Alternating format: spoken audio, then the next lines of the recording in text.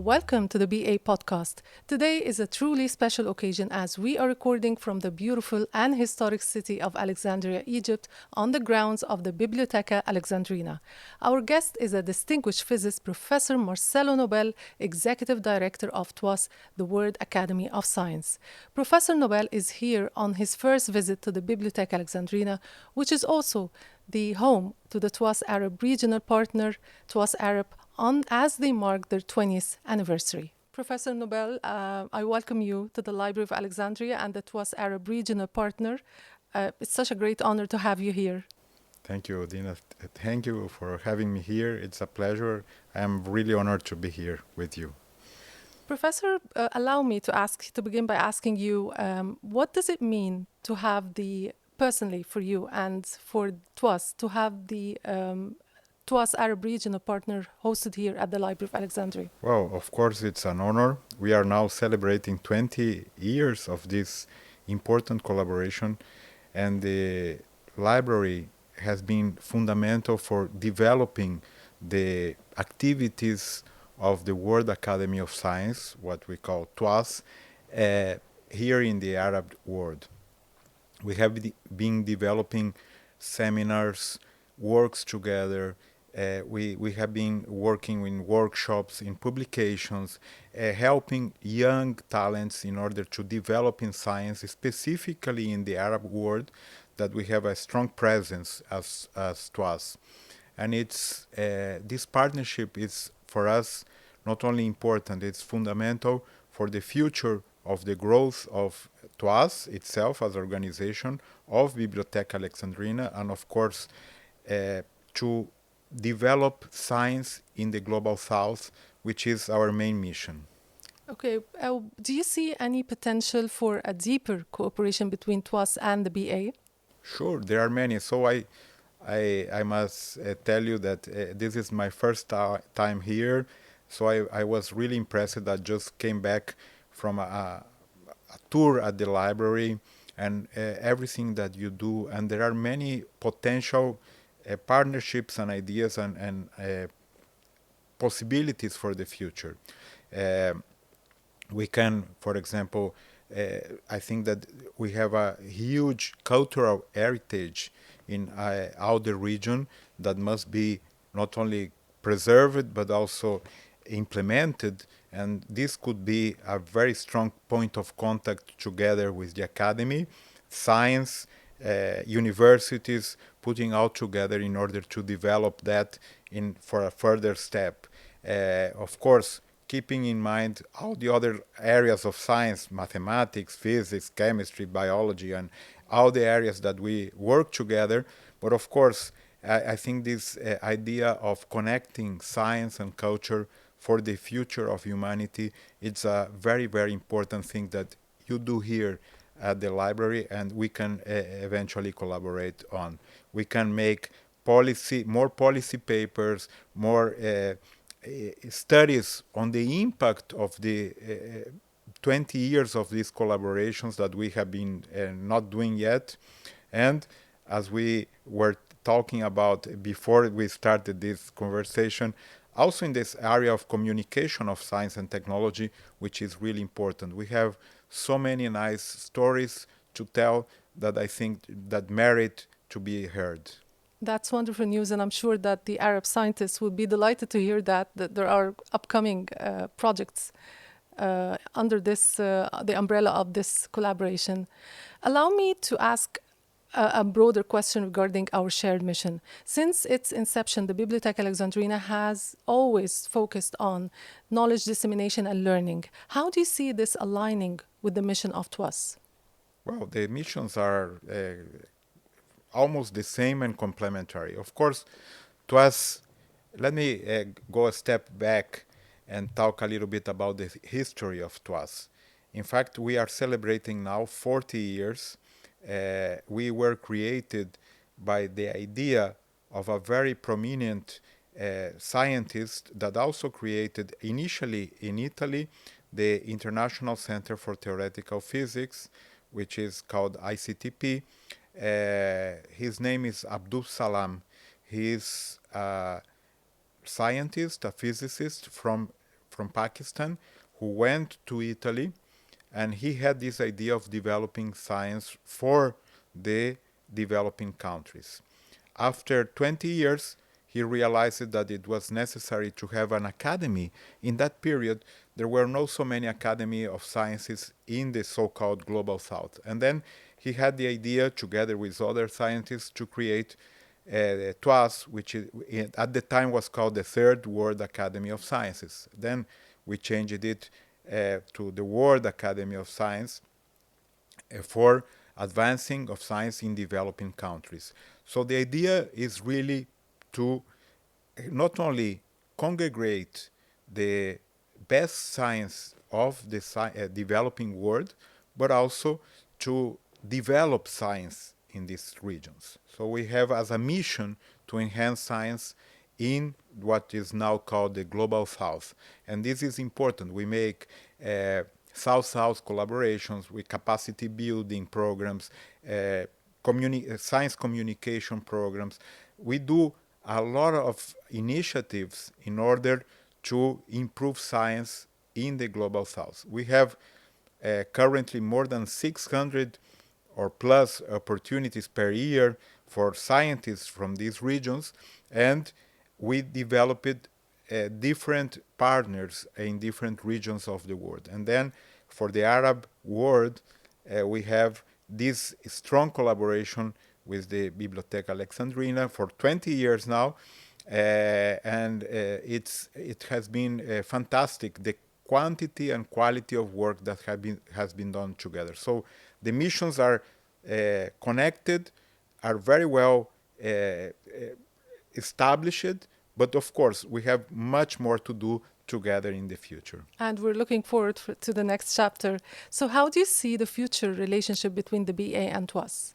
Well, we are still working, collaborating. Of course, we are, as you know, we have to be really transparent about the period that we are living. We are living in a very complex geopolitical context nowadays, and also a very complex situation that we have in all over the world. So it's crazy, but we are in 2025 now, when we are doing this interview with people denying science, people denying that there is a climate change, people attacking science in somewhere, and not only science, but universities and other places where science is developed. And so I think that most than ever, our voices together are fundamental for not only to protect the humanity. So we have challenges that without science will not be solved, like, for example, the climate change issue that will affect very much not only Egypt, but all the countries in the Arab region and all the countries in the world to be true.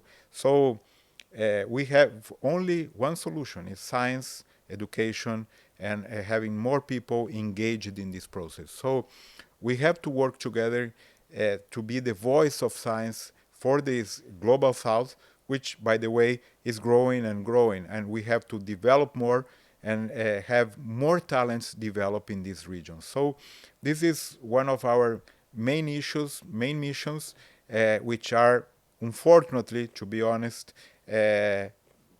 more important than ever. Couldn't agree with you anymore. Speaking of vision and alignment, we'd like to focus on TWAS itself. As the new executive director of TWAS, what are the most important priorities that TWAS will focus on in the coming years? Well, we just finished our strategic plan for 2026 to 2030. It was recently approved. We had a general meeting in Rio de Janeiro in Brazil. It was approved, and the idea is, in fact, to keep working on what we have as a mission, to develop capacity for science in the least developed countries, which are really, really in need, not only on sovereignty, but also on the development of local infrastructure and local knowledge. We cannot afford anymore to keep doing and losing talents that we come from different parts of the world, especially from the global south.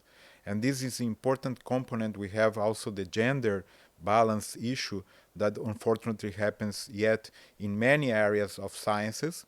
So we have that in our plan in order to have a more balanced participation of women, not only in our programs but also in the academy itself, and to develop more these talents, the young talents and young scientists that have really accomplished a very good work in their country. So we have not only in the academy, we have what we call the fellows. We have about 1,400 fellows from all over the global south, most of them from the global south. But also we have what we call the TIAN, the young affiliates, that are more than 500 now. So these young affiliates are really excellent researchers that also come from the global south, but are around 40 or less than 40 years old. So this young affiliates network has been promoted and they were chosen by the local regional partners, for example, TWAS Arab here, and we have this representation really important as the next generation of the academy. And therefore, part of our future work is to develop more and more this new capacity building in the global south. We believe that the science, as I mentioned before, is not is the only way to face the challenges that we have in the humanity nowadays. Another important component is what we call and we develop on science diplomacy. We have been developing a very important workshop every year in partnership with the IIIS, the AAAS, North American Association of Advancement of Science.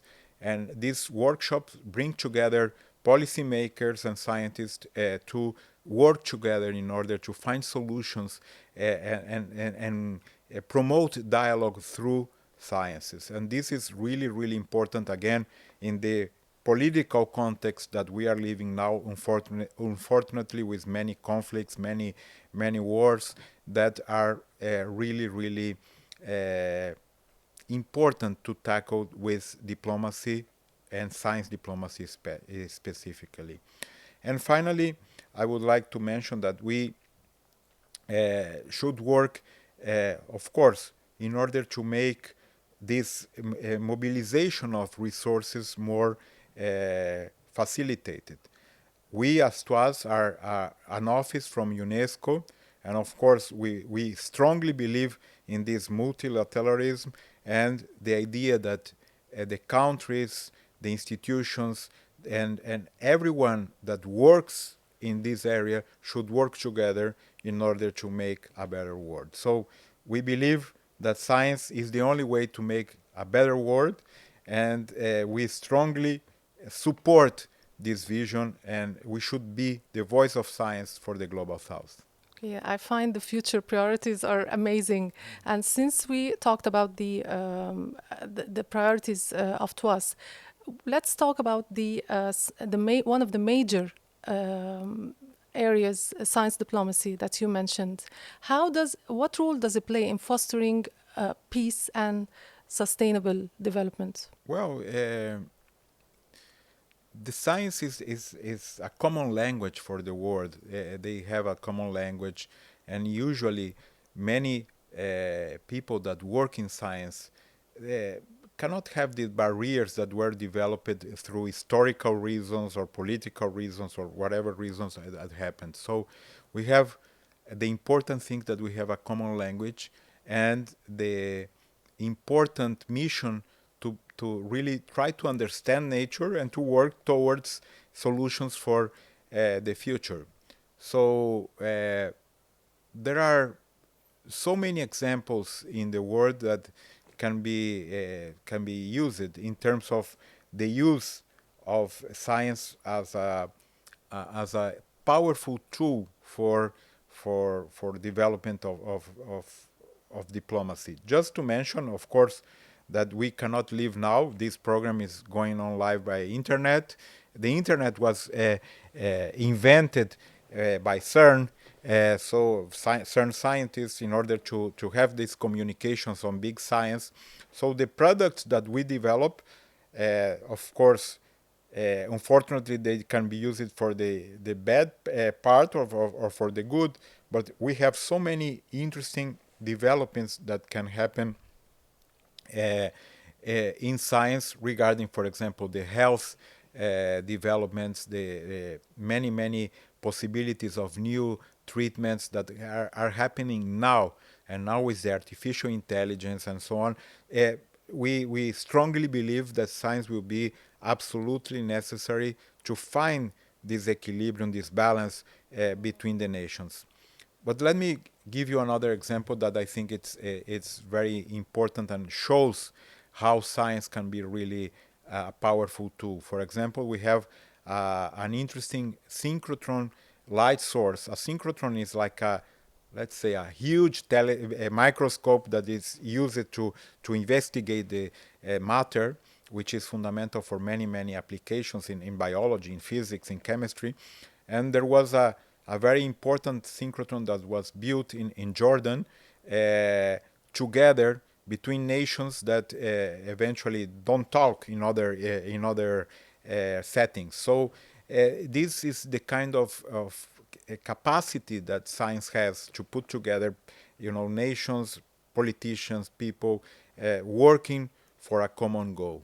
In Latin America, just to mention one other example, we have some aquifer, some water which is shared by some countries like Brazil, Argentina, Paraguay, Uruguay, which is the Guarani aquifer.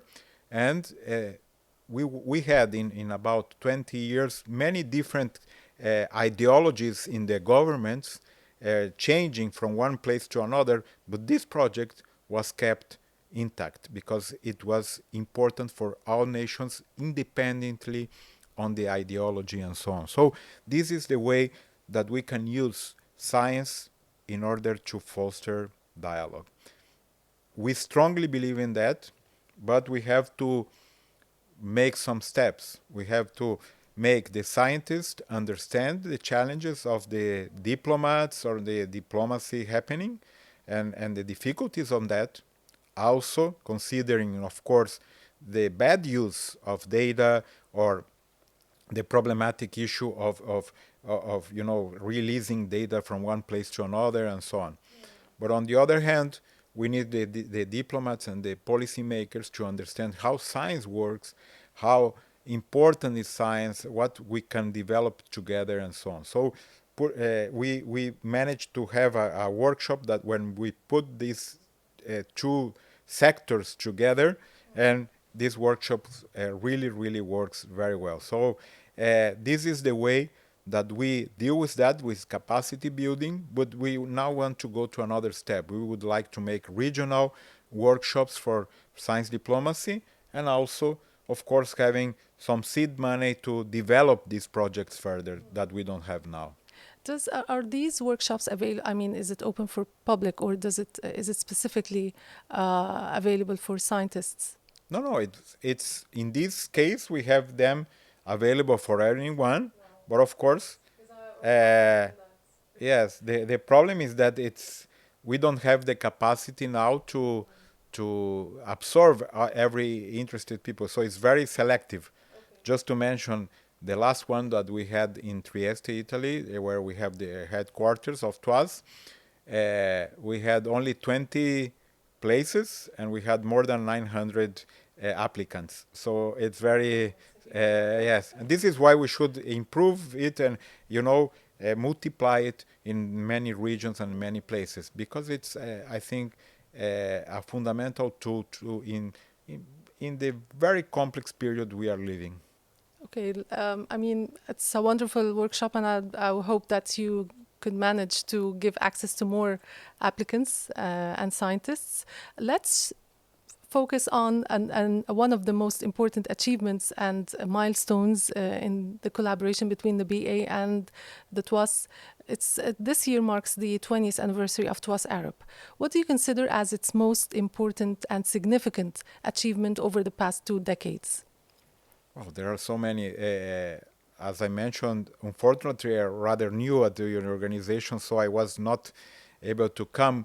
But there were important meetings that were held here. The TWAS conference itself that was held here in BA. Many virtual and presential courses, policy papers, studies.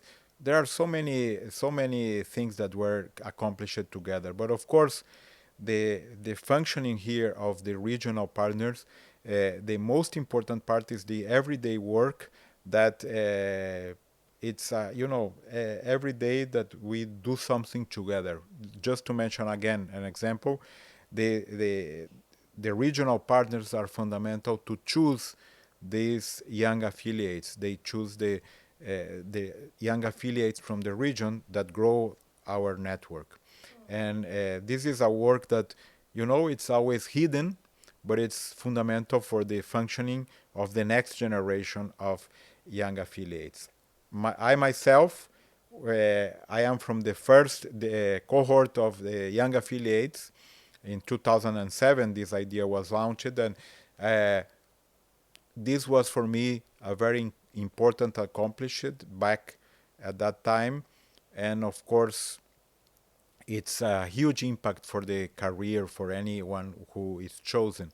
And therefore, I think this is the kind of work that we do frequently together, and it didn't appear in, for the general public that we do this day-to-day job, which is really, really important together. So what is your vision for the next chapter of TWAS Arab?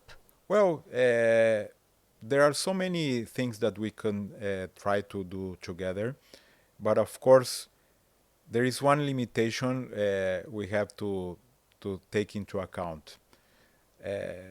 It's essentially funding. So we depend on funding to keep working. Not only TWAS itself, as I mentioned before, we are part of UNESCO Science Office, but we don't get money from UNESCO. So we get money and the budget for our projects for different sponsors, from different partners that work together with us. So we have a very fundamental core funding from the Italian government. Since the inception of TWAS, I really don't know how, but Abdul Salam managed to convince the Italian government to give some core funding so that TWAS would be in Italy as a headquarters. So this is why we are in Trieste, Italy. And the Italian government has been contributing to the core funding of TWAS since the beginning, for 40 years. But of course, there are many other places. We have the Swedish International Development Agency. We have the German Ministry of Foreign Affairs. We have other partners around the world that believe in the power of TWAS and the power of this network that we have. And of course, this funding can be directed to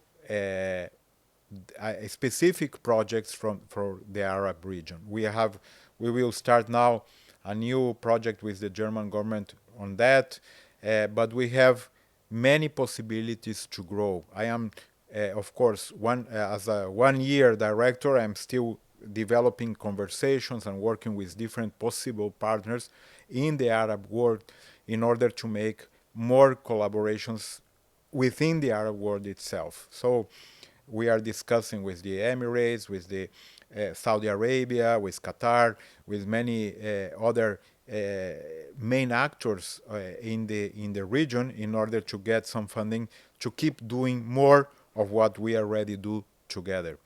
Specifically here, as I mentioned before, with the Bibliotheca Alexandrina, we can explore this I am just thinking out loud here, but for example, this idea of connecting Italy, which has a huge cultural heritage as well as you do, and trying to put together a project. Let's try. So think. It's allowed to think, and we can make, I think, many interesting projects together. I think that another fundamental project that I saw here, your capacity and your public here, which is a huge quantity of people, so working more on science communications, how is the importance of science, not only to show that science is important to develop and face the challenge that we have, but I think that the most important part is to keep the interest of the new generations to science. So if we can manage to find good talents in science, that would be very important. Let me just give you an idea of what I mean. I just recently published an article. I come, as you know, from Argentina and Brazil. Their soccer is very important. And we see in Europe or other parts of the world, many players from Latin America, from Africa, from different parts of the world playing in the first level.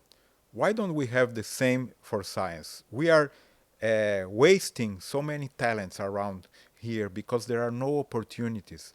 So we have to increase the number of opportunities for young talents to keep and to follow the path of science, to become a scientist, to become an academic. So this is one of the main goals that we should achieve.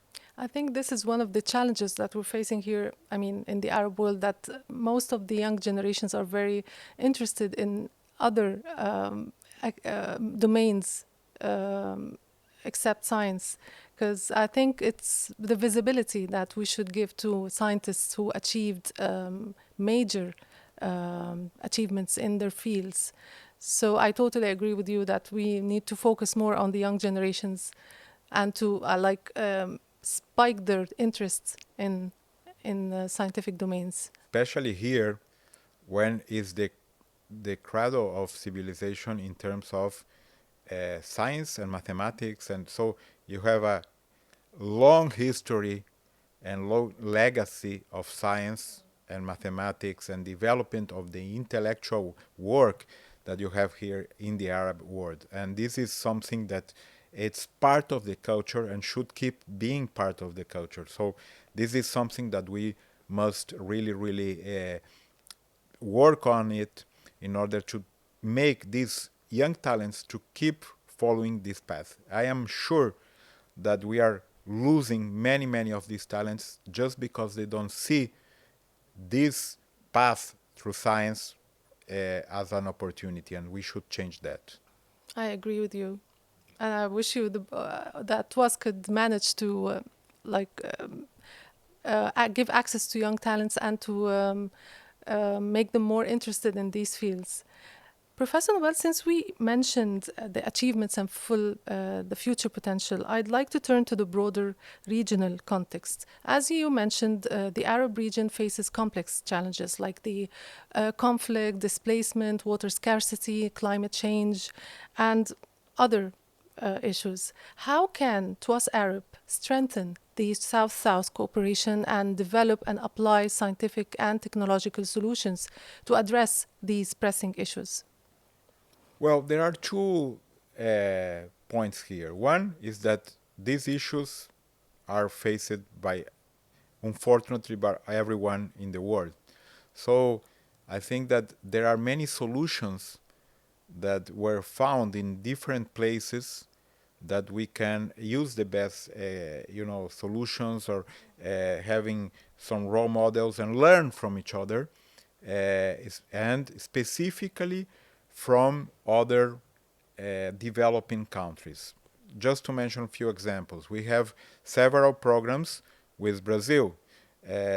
We launched a call, just to mention one specific call, to a doctorate program in Brazil for anyone in the Global South or the least developed countries specifically. And there were hundreds of people interested in developing their further career. For example, in Brazil, we have the same with India, with Pakistan, with China. And therefore, we are a kind of catalyzer for this South-South collaboration. So these places, they believe in our network in order to make it happen. So we developed these projects, these programs, and we have a huge network of scientists and potential scientists interested in these opportunities. Our network, total network that we reach, we have a mailing list of more than 60,000 researchers all over the world, so we can spread these programs all over the world. So that I think that if we can manage to have more of these type of programs, we have here, unfortunately, very few here in Africa with Morocco or some with Nigeria, but we should have more of these programs. We work since universities, research institute, of also funding agency, and it depends. Sometimes it's five fellowships, another time is 10, another is 50. We work with any kind of size.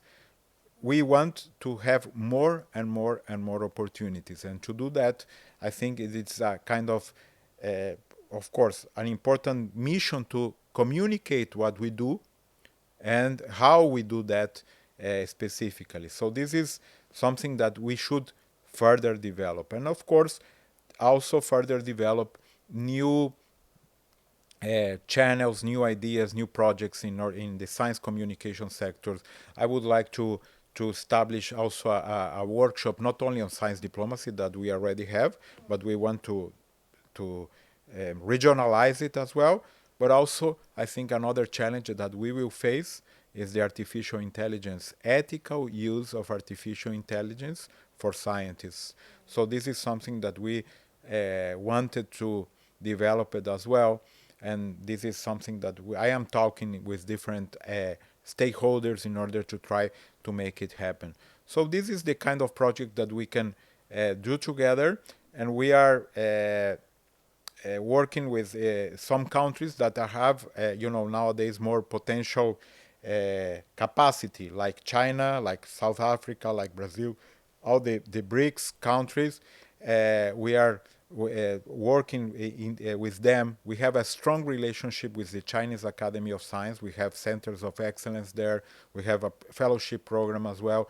So using our main asset, which is the network that we have, in order to make this South-South cooperation booming. So this is part of the work that we have to enhance and work together with the TWAS Arab here at Bibliotheca Alexandrina in order to make it happen. So if a young scientist is listening to our podcast today and they have, or she or he has an idea or a project and would like to apply for a fellowship, how can they reach out for the TWAS Arab? Well, it's all the opportunities and everything that I mentioned here. It's everything is in our website, which is www.twas.org. Everything is there. You can click there on opportunities, and we have more than 600 opportunities. Most of them are open to the whole, what we call the global south, these developing nations. There are some of them that are focused on the least developed countries, which have more necessity of this development, and many of them are open to all over the world. Let me just use the opportunity we are now just launching a new idea that we managed to have a very interesting collaboration with a Brazilian foundation, and we are launching now a new idea on science communications. It's a photography award on science. We just launched it. It's a photography award of $20,000, and it's about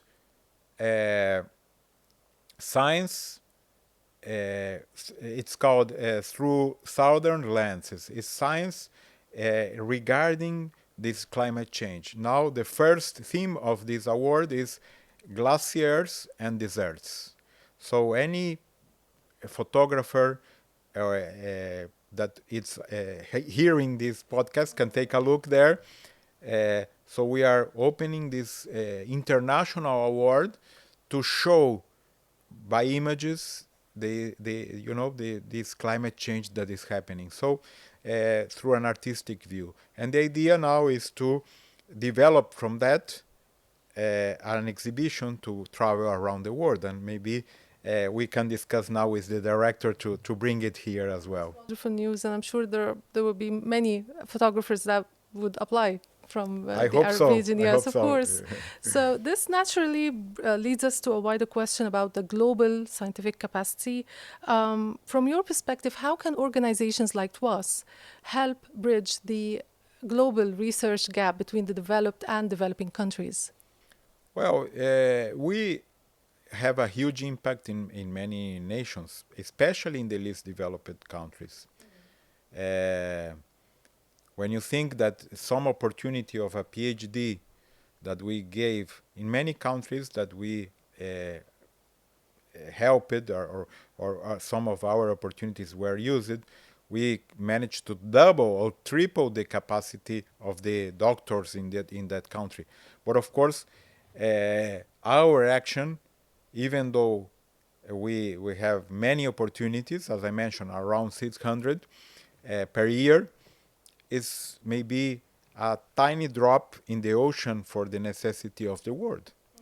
But of course, we believe that each one of us can make one drop, and finally we can at least make a difference. So I think that the 40 years of actions of TWAS, we can have some important numbers, more than 1,000 fellowships or PhDs were given, many South-South collaborations, many young affiliates, many fellows, many capacity building opportunities. Of course, this is not enough, and this is why we strongly believe in the power of collaboration with other NGOs, with other entities, with other institutions like the Bibliotheca Alexandrina, in order to multiply our work together. So this is something that we strongly believe that make a difference. And we have so many nice stories in our channels as well, in the YouTube channel or in our social media networks that really show that whenever we can make a difference in one life, this can be multiplied. Of course, for any people that we helped to form, like for example a PhD that then became a professor, and this professor had other PhDs students or master, and this is a multiplying factor that makes at the end of the day a huge difference for science in the global south. And this is something that we strongly believe that makes a difference.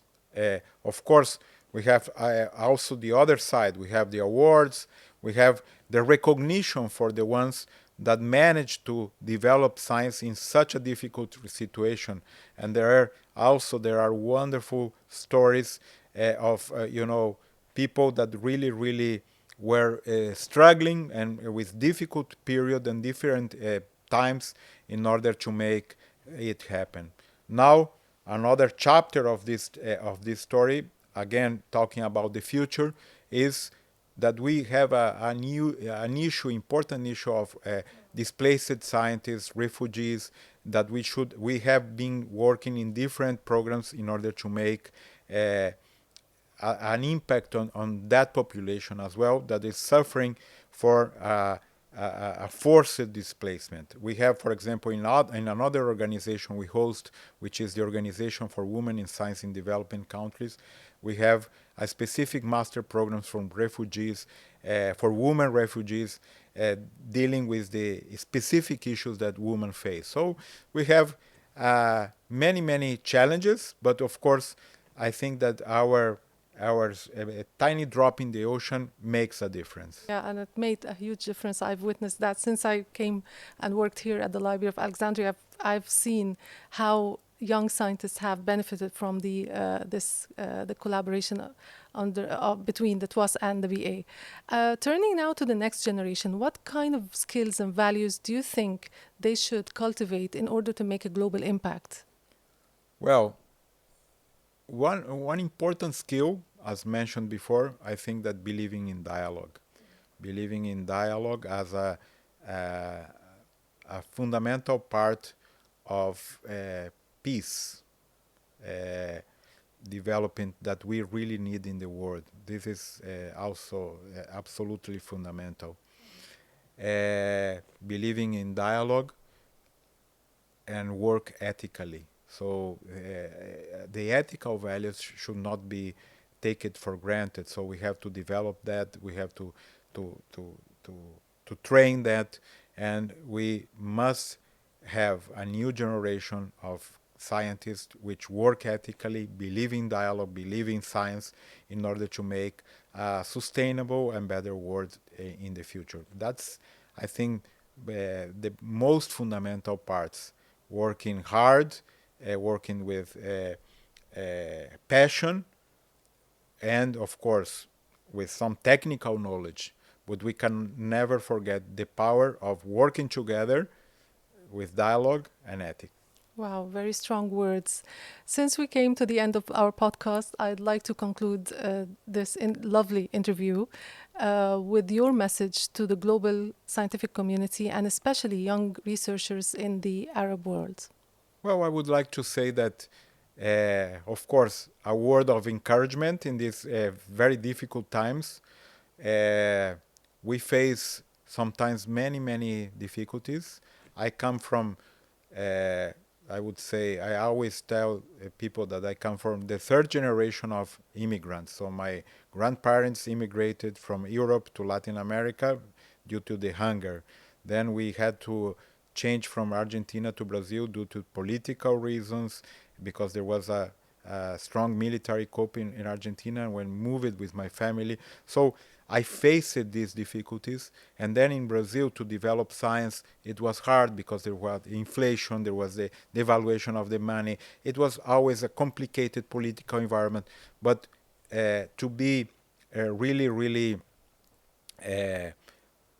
strong in what you believe, to keep trying to work together with others, to have access to infrastructure, to scientific data, to work together, to not only to build the peace, but also to keep working for whenever you believe. It could be a scientific development for just to know more about the nature itself, the universe, the nature, our life, but it can be also a technological development that can transform and change many lives.